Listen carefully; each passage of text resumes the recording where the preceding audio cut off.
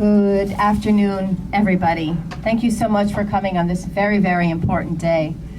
We're first going to open up our meeting today with hearing from our two members of Congress who represent much of the county that we're in right now, Broward County.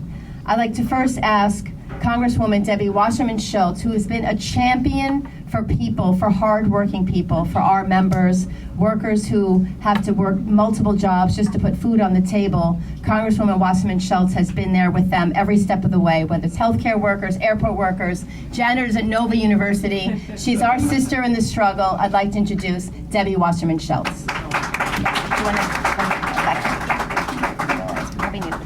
Thank you so much. 32? BJ! 11? 99! There we go. Unite. And unite? Here! Sorry about that. I am so glad to be able to be here with the people who help make sure that our economy continues to move forward, the people in our community who really are the heart of our community's moral compass, and who always stand up and stand in the gap and the void when our leaders fail us.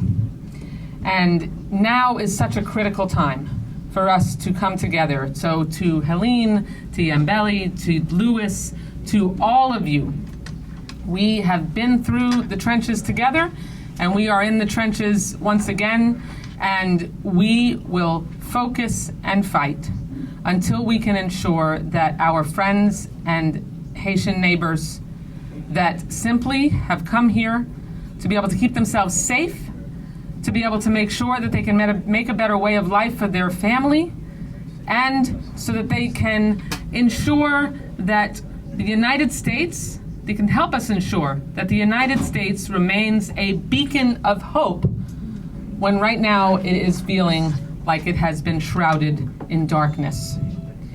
You can see the sign on the front of this podium. It is the travel warning from the Department of State. The last line there says, "Do not travel."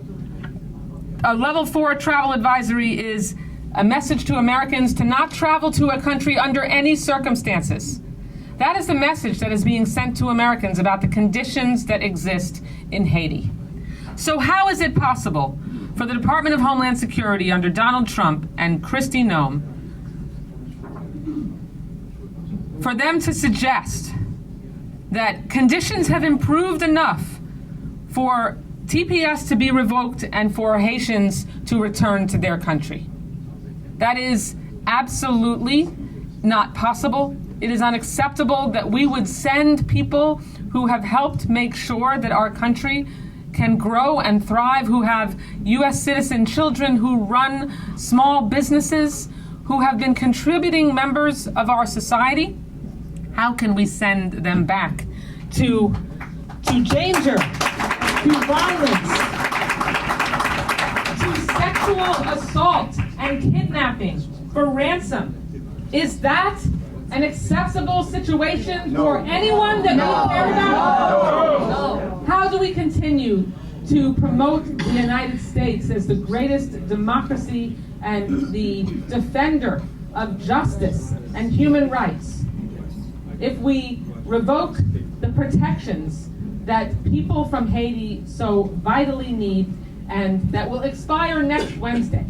Hundreds of thousands will go out of status if we don't ensure that we restore that protection. That's why on Monday when I go back to Washington, I will sign Ayanna Presley's TPS for Haitians. My friends, we should not be under any illusions that this will be easy. But this is a team of people who understand that you find a way when there's no way. And we were able to get the enhanced premium tax credits legislation forced to the floor. We got a handful of Republicans to join us, and we certainly can't achieve that goal if we don't try. So I will stand and fight by your side every single day. I was proud to lead several amicus briefs to the Supreme Court that went all the way through the process, signed by more than 100 of my Democratic colleagues, letters and resolutions and countless ways that we can use our influence and the power of our office to help make sure that the American people understand that this administration has no principles, has no morals, is willing to lie, and is willing to put people in danger of losing their lives.